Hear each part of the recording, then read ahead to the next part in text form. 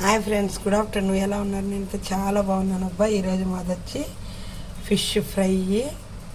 ఈరోజు ఇంటికాడికి చేపలు వచ్చాయి గండి, ఫిష్ ఫ్రై చేశాను. ఓకేనా ఫ్రెండ్స్? రైస్ ఫ్రెండ్స్, ఓకేనా? చేపల కూర చేశాను ఫ్రెండ్స్. నాకెంతో ఇష్టమైన నెల్లూరు చేపల పులుసు. ఓకేనా ఫ్రెండ్స్?